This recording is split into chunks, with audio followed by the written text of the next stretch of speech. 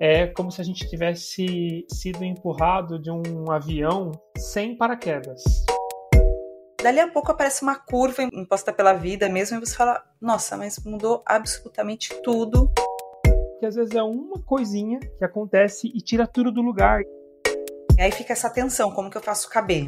Quero estabilidade. Mas aí depois morre de tédio. Ela é sempre esse lugar da queda. Então a gente tem a ilusão de estabilidade, mas aí aquilo rui e a gente está caindo. Bem-vindo ao mundo interno, um lugar que reflete sobre as questões emocionais do expatriado, mas também de todo aquele que experimenta uma sensação de não pertencimento. Eu sou a Vanessa Gazeta. Eu sou Felipe. Esteja você onde estiver, que nesse episódio você se sinta um pouco mais em casa.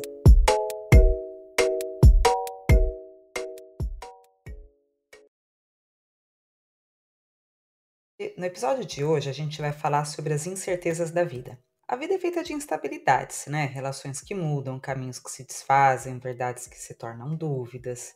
Mas mesmo assim, mesmo sabendo disso, a gente está o tempo todo buscando segurança e previsibilidade. Bom, a psicanálise diz, né, sobre a nossa ilusão de controle, que não se mantém, não se sustenta por muito tempo. A realidade é marcada pela falta, né, por aquilo que é inesperado, por aquilo que nos escapa. E é justamente nessa instabilidade que a gente se angustia, porque a gente é confrontado com o desconhecido e com a nossa impossibilidade de ter respostas, de garantir alguma coisa. Como é que a gente lida com esse imprevisível? Como é que a gente pode suportar esse não saber sem ser consumido pelo medo e pela ansiedade? Né? Como a gente faz alguma coisa da vida, sabendo que nada está controlado? Bom, o Fê, que esteve num retiro budista, ouviu uma coisa muito interessante do guia que conduzia esse encontro e que tem tudo a ver com o que a gente vai discutir hoje. Fê, conta pra gente. A pessoa que estava, né, dando o retiro, ela estava dando como se fosse uma metáfora sobre o que é a vida, né? E ela falava assim, olha, eu vou dar duas notícias sobre o que é a vida, uma boa e uma má, né? A má notícia é que a vida é como se a gente tivesse sido empurrado de um avião sem paraquedas. E aí a gente tá caindo assim, né? Como se a gente estivesse o tempo inteiro caindo desesperadamente, tentando. Eu tô fazendo gesto aqui, né? Colocando a mão para trás, tentando se agarrar em alguma coisa, ou ver se tem paraquedas e você puxa e não tem nada, você só tá caindo, caindo, caindo, né? Então é esse desespero, essa falta de fôlego da queda, né? E aí a pessoa falava, mas eu tenho uma boa notícia, né, sobre isso, que a boa notícia é que não tem chão. Então ele estava tentando mostrar essa ideia, né, de que a vida ela é sempre esse lugar da queda. Então a gente tem a ilusão de estabilidade, mas daí aquilo rui e a gente está caindo. Daí depois a gente tem uma ilusão de estabilidade, aquilo se abre, e a gente está caindo de novo. Só que no fim das contas a gente não estatela em algum lugar assim, sabe? Por isso que talvez daí, né, a questão do budismo é que o sofrimento vem da gente não se apropriar dessa ausência de chão, né? A gente tem muito medo de estatelar e de morrer da própria queda, né? Sabe o que eu penso? Que tem um lugar da gente, de todos nós, que a gente pensa que é como se fosse um jogo que vai ter um final, e aí a vida vai começar depois daquilo. Ótimo! Sabe? Eu vou passar por essas provações todas e depois vai chegar um momento em que tudo vai se acalmar. É como se fosse aposentadoria, assim, quando eu me aposentar aí eu vou aproveitar a vida. Uhum. E não é, né? O jogo não termina nunca. Esse outro jogo não vai começar nunca, porque o jogo já começou desde o dia que a gente nasceu. Uhum. Mas a gente não se dá muito conta, né, de que é isso mesmo, né? Você já foi jogado para fora do avião sem paraquedas. E é isso, é o que está acontecendo, né? Você não vai se estatelar fatalmente, porque enquanto você estiver vivo você vai estar remando. Mas eu acho que às vezes, ou na maior parte das vezes, a gente esquece que remar é a vida em si, né? Adorei isso, Van. Porque assim, é óbvio que a gente vai estatelar em algum momento, porque esse é o destino certo, né, no fim das contas. Mas daí, a hora que a gente estatelar, a gente não vai estar lá para colher as consequências do estatelamento, porque daí acabou a vida. Então, assim, esse intervalo que a gente chama de vida, entre que fomos empurrados do avião e até estatelar, a vida é esse intervalo. Então, nesse intervalo, não tem estatelamento, né? Nesse intervalo tem queda. E adorei esse exemplo porque parece que a gente fica esperando ser adulto para desfrutar a vida, assim. Adulto como esse lugar de agora eu sou bom, agora eu não caio mais, agora eu tenho certeza, agora eu sei por onde caminhar, então agora eu posso viver, né? Uhum. Mas não chega nunca, né? Não, não chega. Primeiro que ninguém é muito adulto, né? Acho que não, ninguém, desconheço. Ninguém é muito adulto. Todo mundo é, né? Às vezes a gente põe aí uma careta, né? Uma máscara aí de muito sério, muito estruturado, como se isso fosse, né? O ser adulto. E aí a gente vai, às vezes, contando essas histórias para si mesmo, às vezes para os outros, às vezes para os dois. Mas, no fundo, ninguém é muito adulto, né? Tá todo mundo tratando de aprender a voar, né? Nessa queda eterna do avião. Eu fiquei pensando numa coisa. Tem uma história da minha irmã. Ela estava muito apaixonada por quem hoje é meu cunhado. E ela estava muito, muito, muito apaixonada. Eu já era psicóloga. E ela dizia, Vã, mas quando que isso passa? Isso é horrível. Aí eu dizia, Pri, não costuma durar muito, né, essas coisas. Aguenta aí. Ela falou assim, não, eu preciso fazer outras coisas da minha vida. Eu preciso que ele me confirme que ele me ama também, e que a gente vai ficar junto, e que tá tudo certo, e que é isso mesmo, para eu poder trabalhar, para eu poder comer, para eu poder dormir. E eu nunca mais me esqueci, porque é isso, né? Ela precisava fazer outras coisas da vida dela que não só estar apaixonada. Eu acho que passa muito, né? Sem querer falar da paixão em si, mas eu acho que passa por esse lugar da queda que a gente tá falando, de que, pelo amor de Deus, me dá alguma certeza, porque eu não consigo fazer mais nada se eu não tiver essa certeza. É, né? exatamente. Acho que foi por isso que eu lembrei dessa história, né? Me dê certezas, porque eu tô muito fixada nisso daqui, morrendo de medo de me estatelar. E eu preciso fazer outras coisas da minha vida, né? Tem outras áreas da minha vida precisando de atenção. Exato. Sem perceber que também não vai ter certeza em nenhuma dessas outras coisas, assim, né? Não vai, né? Que certeza a gente leva, né? Não sei lá quanta coisa a gente não faz, né? Ou quantas histórias a gente também não acompanha, não só na nossa vida pessoal, mas na clínica, do quanto é instável e até das coisas que a gente pensa que está fazendo com a maior certeza do mundo, dali a pouco aparece uma curva imposta por outra, né? Externamente, imposta pela vida mesmo, e você fala, nossa, mas mudou absolutamente tudo. Enfim, eu fico pensando, ingresso errado comprado pelo meu ex-namorado. Me resultou mudar de país, ter um filho, casar com um uruguaio, ter que aprender outra língua, deixar de ser psicóloga por 2 anos, depois ter que comer pouco de amassou para voltar a ser psicóloga. Tudo por um ingresso comprado errado. Mas não é assustador isso? É muito assustador. Parece que a gente vai vivendo a nossa vida como se tudo fosse tirando as mudanças que a gente quer controlar, né? Então, por exemplo, eu quero, sei lá, ter um emprego diferente o semestre que vem, mudar de casa, mudar de carro. Aí, beleza. Mas tirando as que a gente controla, a gente fica pensando que a vida vai ser uma sequência da nossa idealização dela, né? Só que às vezes é uma coisinha que acontece e tira tudo do lugar, e eu acho isso muito assustador. Eu também acho muito assustador. Na vida pessoal, enfim, nas vidas que eu acompanho, seja no trabalho ou em outros vínculos. Mas é claro, na própria pele é muito mais assustador, porque de fora, quando você vê de fora, né, quando você olha para um paciente ou você olha para uma pessoa conhecida, você consegue identificar e falar, tranquilo, né? Vai, se solta nessa água, vai, vai, vai. Vai porque você vai conseguir dançar esse baile, você vai seguir essa música, em algum momento as coisas vão fluir. Mas quando é na própria pele, a sua sensação é a vida é de outro, vivendo a vida de outro. O que é isso que está acontecendo comigo? Que coisas são essas que aparecem na minha cabeça ou que... É como se não fosse você, né? Se não é uma coisa que se repete muito, dá essa sensação estranha de como se não fosse você, ou como se não fosse pra você. Eu tenho muita dificuldade de ir agregando outros lados que eu não olho o tempo todo, mas que são, óbvio, que são eu mesma. Se a gente consegue desempenhar, porque faz parte de você, né? Ninguém tirando pessoas que realmente têm transtorno de personalidade, ou casos assim muito graves, a gente não é profissional em ficar enganando a si mesmo com outras características tão distantes. Mas é muito assustador quando vai aparecendo coisas que você não reconhece. né? E as boas a gente ainda fala, olha só essa habilidade, gostei. Mas às vezes também aparece, né, o lado B de coisas que você fala assim, nossa, que mesquinha, que horrível isso, né? Aquilo lá que eu odeio tanto, fiz aqui. Não gostei. Quando a gente percebe, né? Quando não é o outro que vem com um dedão na cara e te mostra, e normalmente a gente rechaça e depois, com o tempo, a gente vai conseguindo absorver aquilo.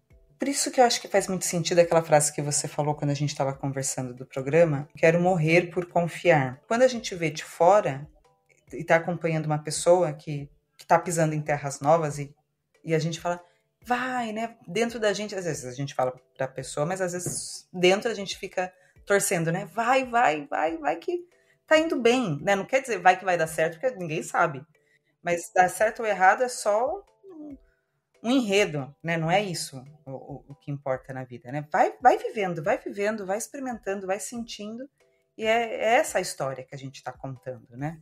E aí eu estava pensando voltando à sua frase, quando a gente pensa vai, a gente está falando do confiar, e como é difícil confiar, né? Como é difícil confiar, sei lá no quê, né? Na gente, no que vai acontecer, na capacidade de fazer disso uma vida interessante, né? Se é que a pessoa quer uma vida interessante, porque tem gente que quer mesmo estabilidade. Acho que todos nós, né, queremos estabilidade. Vide aí minha irmã, pelo amor de Deus, me dá estabilidade para eu seguir com a minha vida.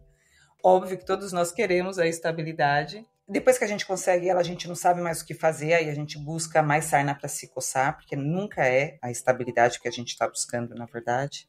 Mas ela disfarça um pouco, né, as angústias de estar indo atrás de algum desejo que a gente pensa que uma hora é uma coisa, e quando consegue, aí é outra coisa, aí depois é outra coisa. A gente vai dando nomes para isso que a gente persegue. Mas eu fico pensando como é rico, eu acho que é a palavra que define, para a pessoa que consegue entender esse jogo da vida, da instabilidade, sabe? Ah, isso mesmo, na vida é instável.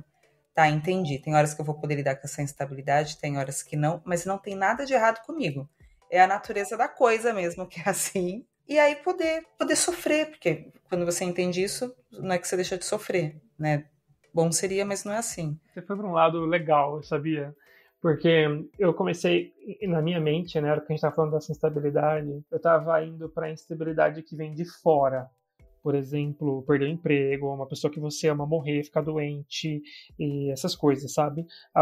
Um relacionamento que acaba porque você não imaginava o outro chega e pede para se separar.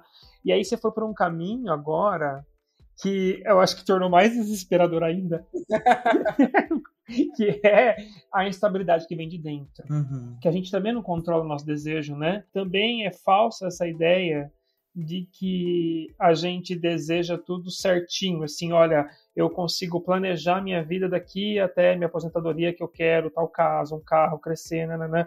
Isso é uma ilusão do desejo, por isso que a gente tem um contingente tão grande de gente angustiada, porque a angústia vai aparecendo como esse sinal da instabilidade de dentro, que o desejo já está apontando para outro lugar, e a gente vai insistindo em apontar na direção que a gente acha que a gente tem que ir, né? E aí tudo muda. Porque, especialmente quando a gente conquista as coisas, né? Quando a gente conquista um emprego, conquista casa, conquista família, aí o desejo já foi para alguns lugares em que a gente acha bem temeroso, eu acho. Tem uma frase do Oscar Quiroga que fala que a tensão está em tentar fazer caber a alma numa personalidade pequena, que é isso que você falou, né? A alma ela não tem certo ou errado e ela não tem limite. Então ela deseja, não importa se aquilo é bonito, certo, desejado, bem visto por você, pela sua família, pelo lugar onde você vive, pelo seu contexto. Ela deseja algo, né? E que às vezes, ou na maioria das vezes, eu diria, né, sabido, não cabe, né, na personalidade, porque a nossa personalidade é pequena. Né? E aí fica essa tensão, como que eu faço caber? Isso daí, quero estabilidade. Mas aí depois morre de tédio, porque aí tá numa vida que tá tão estruturada que a instabilidade é uma instabilidade muito comedida, né? É a instabilidade esse mês gastei muito. Não a instabilidade do poder ir e surfando essas ondas mesmo, né, do desejo. E aí a gente fala desejo, as pessoas vão pensar que a gente está falando, né, de sexualidade, mas vai muito além. Você já teve alguma experiência de ter que incluir uma coisa nova que não tinha nada a ver com você, assim, era radicalmente diferente de você na sua vida? Eu acho que eu já tive em outros momentos, eu acho que todo momento de uma enorme quebra, assim, de mudar de país, ou do primeiro casamento, ou quando eu mudei de cidade, que também era como mudar de país, eu vou lidando com coisas assim que eu falo, eu tô fingindo, eu não sou essa pessoa, eu estou fingindo. E depois, com o tempo, eu vou olhando e vou assim, nossa, não estava fingindo, porque essa parte ficou. É um pouco triste em mim isso, porque eu vejo que depois eu tendo a retroceder àquela parte que se repete mais vezes. Né? Uma parte ultra responsável, uma parte ultra controladora, porque, como todo mundo, eu também gosto de uma vida estável, mas ela me mata aos poucos, sabe? E eu comecei uma brincadeira comigo mesma. Eu comecei um diário novo esse ano. E eu falei assim, eu não vou escrever diário que nem eu sempre escrevo. Eu vou escrever um diário como se fosse um livro onde eu vou dar o nome para cada capítulo. Então, aquele dia eu quero falar de um tema específico que me aconteceu, mas de um jeito como se fosse um conto. Aí eu ponho um título e conto as coisas que me aconteceram. Do jeito que eu quiser. E eu não tenho... Né, não vou mostrar para ninguém. Então, eu não tenho compromisso de que aquilo faça sentido ou fique bom. É meu diário, só que eu decidi escrever ele de um jeito diferente. E aí eu me divirto horrores com o meu diário. E cada pessoa te tira uma coisa, né? A minha personalidade que eu mais tô gostando é este cara sou eu. Carro quebrou, minha filha, vou estacionar este carro, olhar no manual do carro e entender por que essa luz está piscando e no máximo ligar para o mecânico, mas não ligarei para nenhum outro homem da face da terra que não alguém pago por mim para resolver o problema. Você mantém a tua autonomia, né? Mesmo que você não saiba fazer aquilo. Exatamente. E está sendo muito interessante brincar com isso, assim, tipo, deixa eu ver como que é, se eu for mesmo essa pessoa, sabe, essa mulher que vai, este cara sou eu, vou resolver as coisas do carro, o que eu não consegui pôr na parede, eu vou pôr de um outro jeito, pensando nos quadros, né, por exemplo. Enfim, e tá sendo uma brincadeira maravilhosa. Porque hoje, né, dá pra você e pra gente brincar a partir da nossa autonomia, né? Dá pra gente errar, dá pra gente furar o pneu porque a gente passou no buraco e fala assim, tá bom, eu podia ter desviado, eu não desviei e ok, eu pago esse pneu, né? Porque eu acho que as pessoas elas têm uma certa cultura de retirar de nós o lugar do adulto como uma possibilidade de erro. Eu achei isso brilhante para ser moldurado, assim, isso que você falou, Fê. Quando a gente entende que ser adulto não tem a ver com acertar ou com saber o que fazer, mas tem a ver com pagar. Exato. Pagar por isso. Eu imagino que você também. Eu escuto muitas histórias, né? Faz parte, eu também devo contar muitas histórias assim na minha própria terapia de coisas que eu não quero pagar por ela. Né? Eu quero ser a vítima, eu quero que outra pessoa pague por aquilo. E pagar por ela não quer dizer ser punido. Mas as coisas têm seu preço, né?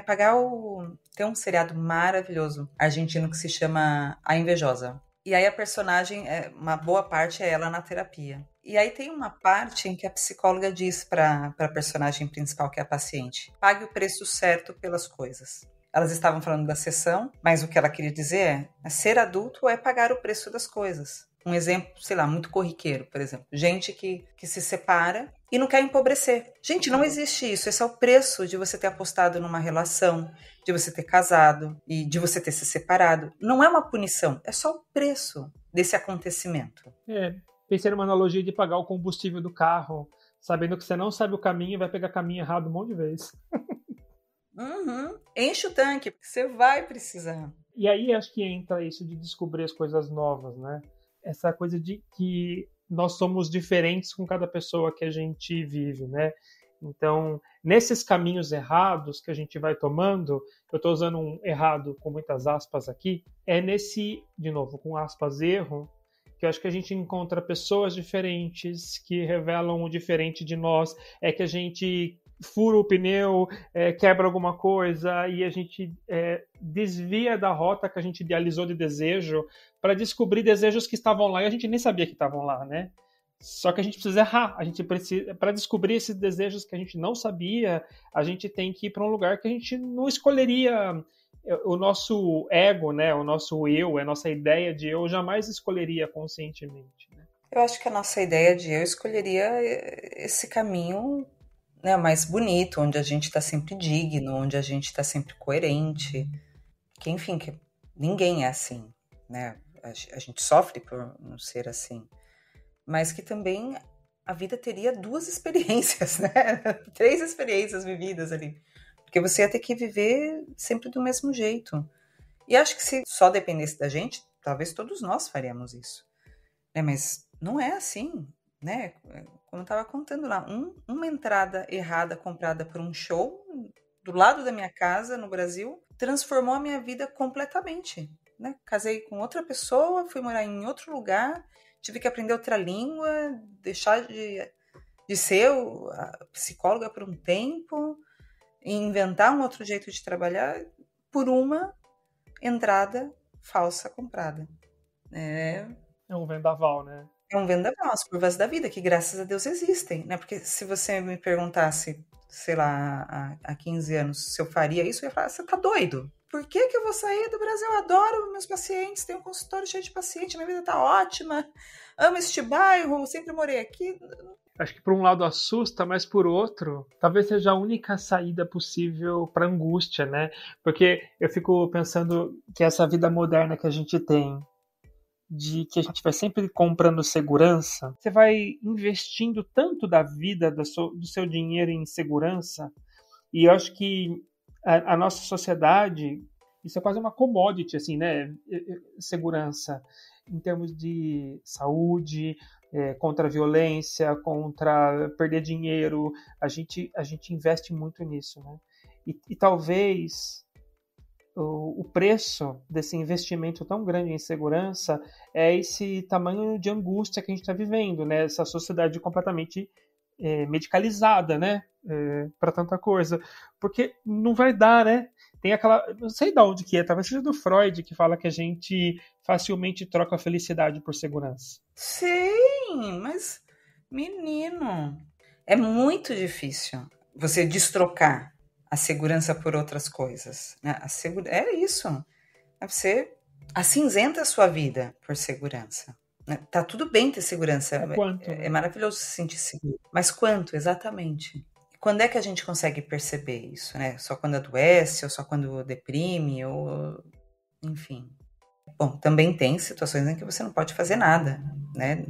Tem uma charge que eu vi esses dias, que era uma velhinha dentro de um buraco cheio de espinhos e dizia assim: eu no meu lugar seguro, eu no meu lugar cômodo. E aí mostrava que não era um lugar cômodo coisa nenhuma, né? Era um buraco, ou seja, né, como se ela ficasse anestesiada, né, das coisas fora do radar ali, cheio de espinhos. E aí depois o outro quadrinho era ela conseguindo sair com a escadinha, né, para um mundo muito maior. E o espinho ficava dentro do lugar que estava confortável na cabeça dela. A gente tem que apostar nossa confiança em alguma coisa, né? Inclusive para sair desse buraco cheio de espinho, né? O buraco super cômodo, entre aspas, mas que é esse buraco com espinho. Eu tô aqui pensando agora, assim, pensando junto com você. Né? Como que a gente faz para apostar nossa confiança em alguma coisa? Eu, para apostar, primeiro que é igual o que a gente conversou no último programa, né? Eu preciso esperar panicar, preciso esperar, assim, realmente não ter mais graça nenhuma mesmo a vida, para eu apostar que tá, vamos lá, vamos ver o que o mundo me reserva, mas antes eu tenho que esgotar todas as possibilidades. Eu preciso brincar de ser outra pessoa, pré-acreditando naquilo. E aí você falou, nossa, isso tem tudo a ver com o estranho familiar que eu tô vendo agora no curso. O que você vê do estranho familiar nesse outro tipo de aposta? Eu adoro a palavra brincar, né? Eu costumo dizer que a gente passa uma infância inteira para aprender a ser adulto, para depois passar uma vida adulta inteira tendo que aprender a brincar de novo, né? Uhum. Fracassando miseravelmente, sim. Né? Porque eu acho que esse lugar em nós que se diverte, que brinca num lugar de passar o tempo, sabe? Que Uhum. porque às vezes a gente sempre tá numa experiência, seja ela qual for, como quem vive a experiência e como quem analisa a experiência. Então a gente está sempre, né, autoconsciente. E a brincadeira é esse lugar em que a gente não vê a hora passar, né? Uhum. Então eu acho que a vida adulta ela rouba da gente isso. Então, aonde a gente encontra essa experiência, a gente não tem como controlar. É um belo dia que a gente experimenta algo e a gente fala: nossa, que delícia que foi isso. Uhum. Eu nem vi a hora passar. Eu nem lembrava como que era me divertir tanto. Eu nem lembrava como era gargalhar tanto desse jeito. Eu nem me lembrava como eu gostava de estar junto com alguém, enfim. Eu acho que aí tem um sinal, uma bússola. Eu confio muito nessa bússola da brincadeira. E eu também confio muito na bússola da inveja, sabia? Como que é isso? Vai ser estranho, né? Mas, por exemplo, eu sempre gostei de viagens, mas para mim viagem era aquela coisa: o dia que eu vou viajar, o dia que eu ganhar na Mega Sena, o dia que eu aposentar. Eu nunca pensei que eu fosse poder viajar na minha vida hoje, que era só uma decisão, mas bancar o risco, né? Uhum. Então, a minha decisão de viajar, ela veio de eu sentir muita inveja. E eu não sei se inveja é a palavra, porque eu acho que inveja é quando você quer tirar algo de alguém. Só tem, tipo, uma caneta e você quer aquela caneta, né? Eu não acho que é inveja, mas às vezes a gente nomeia como esse desejo de viver algo que a gente não vive, mas outra pessoa vive. Uhum. E eu lembro que ardia meu peito tudo que estava relacionado à viagem, assim. Se eu visse no Instagram alguém na Tailândia, era um negócio assim que era um misto de raiva com desejo, com que legal, quero ver, mas por que essa pessoa e não eu? Uhum. Me mobilizava muito. Então, eu também sabia que isso tinha algum sinal ali, até que eu desisti de pensar um dia eu faço. E fui, né? Então, eu acho que tem algo desse estranho familiar que eu nunca imaginei que eu fosse ser um mochileiro. Eu era um psicólogo certinho, que veio do hospital, que tinha o próprio consultório, alugado, mas tinha. Então, não era o Felipe, né? O Felipe não tem coragem de fazer isso. Era uma outra pessoa. Outra pessoa tem coragem de fazer isso, eu não tenho. Claro, acho que você está falando disso, né? De poder brincar, de, entre muitas aspas, ser outra pessoa. É você também, mas é como se fosse outra pessoa para você, né? No mundo paralelo, né? Deve haver um mundo paralelo em que tem um Felipe se divertindo muito viajando. E aí eu falei assim: oh, não, esse Felipe vai ser o desse mundo. Nossa, adorei. Eu acho muito legal quando a gente percebe isso e em lugar de entristecer, como quem diz, mas eu nasci de outro jeito. Exato. Eu não tenho essas características. A gente fala, mas ainda cabe isso, né, nessa vida, né, nessa personalidade. Será que eu não consigo? O que eu vejo é que sim, as pessoas conseguem ser diferentes do que elas sempre foram. Não que a gente precisa se transformar em outra pessoa, mas você consegue, sim, brincar com outros traços seus. Você consegue mudar traços que te fazem mal. Você consegue desenvolver coisas que te fariam ter mais satisfação, sabe, com a sua própria vida. Mas eu acho que a gente só sabe isso depois, Van. É, Por exemplo, eu acho que antes, a sensação de quem tá antes é a sensação de que você vai se transformar em outra pessoa.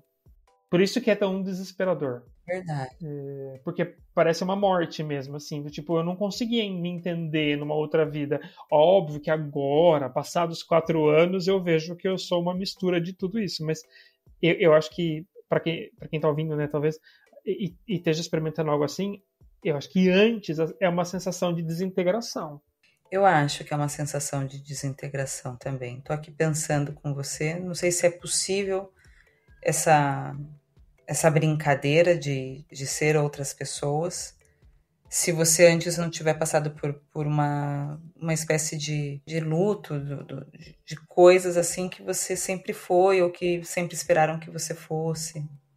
Eu não sei, por exemplo, você fala, né? Eu sempre fui um psicólogo certinho. Aí eu vou pensando, talvez você tenha passado por um período em que você ficou muito angustiado por estar deixando de ser o psicólogo certinho. Não, foi muito difícil. E isso sem contar quando eu saí da igreja, que eu já contei aqui, para não voltar esse tema o tempo inteiro. Mas eu acho que teve essa sensação parecia que não era eu, né? E eu acho que, por um lado, não era mesmo. E também não acho que eu tinha os requisitos, sabe? Eu acho que foi uma coisa meio... Não sei se a palavra é petulante da minha parte, ou audaciosa, não sei qual que é a palavra, mas uma coisa de, quer saber, eu vou tentar. É aquela frase que você disse, eu quero morrer por confiar. O contexto, se você estava lá prestes a cruzar uma ponte... Eu estava no meio do parque, né, na Patagônia, e esse parque é um parque, né, então tem uma certa manutenção do governo chileno, não é que é assim, do nada, mas é uma área gigantesca no meio das montanhas e tinha uma ponte lá que eu sei que as pessoas passam, quem acampa, quem passa ali. Mas eu no meio do nada, estava sozinho, não tinha nenhum ser humano perto de mim, sei lá quanto, às vezes eu demorava 2, 3 horas para ver uma pessoa assim, andando. E é isso que eu chego numa ponte que tinha um aspecto bom, não tinha um aspecto deteriorado, mas é uma ponte num penhasco no meio do nada. E eu passei super alegre nessa ponte, né? E aí, a hora que eu fui passar na ponte, eu fui percebendo que eu tava com medo, mas era um pouco. Eu tava mais alegre do que com medo. Eu tava mais deslumbrado do que com medo. Era um medo muito com contornos, assim. E aí, essa frase me veio, assim, que eu pensei, olha, eu não acho que essa ponte vai cair. E eu quero passar em muitas pontes na minha vida. E eu tenho certeza que algum dia a ponte vai cair. Porque não é possível que todas as pontes do mundo sejam seguras, eventualmente uma ponte vai cair. Só que eu não quero deixar de atravessar as pontes, porque eu sei que uma vai cair em algum dia, né? Então eu tive essa sensação de que eu quero morrer vivendo e eu quero que a morte me pegue de surpresa e eu quero morrer por confiar. Um dia eu vou confiar numa ponte que vai cair. Um dia eu vou confiar talvez num voo que vai cair. Um dia talvez eu vá confiar, enfim, em alguma coisa. Mas seria muito triste eu não atravessar nenhuma ponte, porque eu sei que algum dia uma ponte vai cair. Ai, Fê, que lindo. Que lindo. Pois é, meu amigo, você me inspira a continuar atravessando as pontes. Ainda que eu fique ali, às vezes, muito tempo olhando para ela. Mas acho que algumas pontes eu também, tá? O da ponte até que foi fácil. A metáfora é fácil, mas na vida... na vida não é. Você passa meio correndinho, você passa fingindo que você não tá vendo, que você não tá percebendo. Exato. É desesperador, às vezes solitário, né? E também não quer dizer que em todas as pontes eu vou atravessar. Tem ponte que eu não confio. Eu não acho que seria uma boa troca essa segurança, sabe? Por não atravessar. Sim.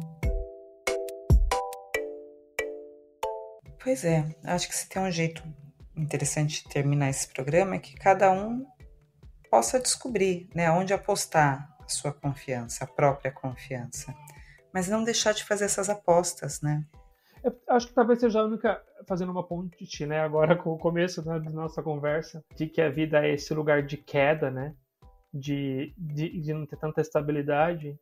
Eu acho que nesse espírito do tempo que a gente vive, vai se sair melhor as pessoas que desenvolverem essa habilidade de se dobrar, né? Porque se você for muito rígido, não se dobrar a você mesmo, não se dobrar a um eu novo, a um desejo novo, a uma possibilidade de vida nova, ficar muito apegado a uma estrutura de vida, eu acho que a gente vai ter mais sofrimento, mais angústia.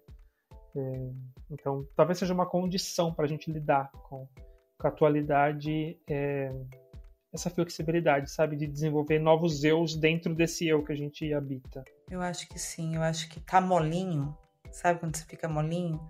Tá molinho com a vida, com você mesmo, para ir se deixando permear, se golpear, mas você vai levantar e vai continuar fazendo sentido, né? Em algum momento as coisas voltam a fazer sentido. Esse estar molinho na vida traz um viver melhor, um viver mais... Sabe, um viver que integra tudo? Como se você conseguisse integrar os prazeres, os desprazeres e parece que você não vive só uma faceta da sua vida, você consegue reconhecer que tem coisas que estão bem, outras que estão mal, mas você tá molinho, você não tá duro, só olhando para uma coisa. E aí quando você vê, você já passou por ela, e aí você já tá em outra, e já tá com novos desejos, com novas dores, mas nem o desejo nem a dor é tão grande a ponto de te levar embora de si mesmo.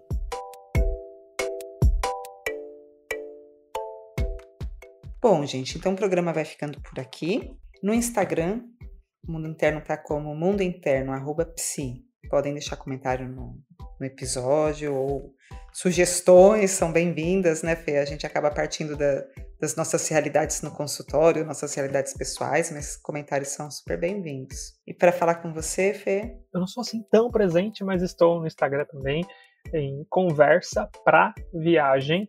As pessoas também podem me escrever por lá. Também dar sugestões, enfim, tem uns vídeos que eu vou dando meus pitacos aí sobre as coisas da vida. Bom, é isso. Beijo grande, fiquem bem.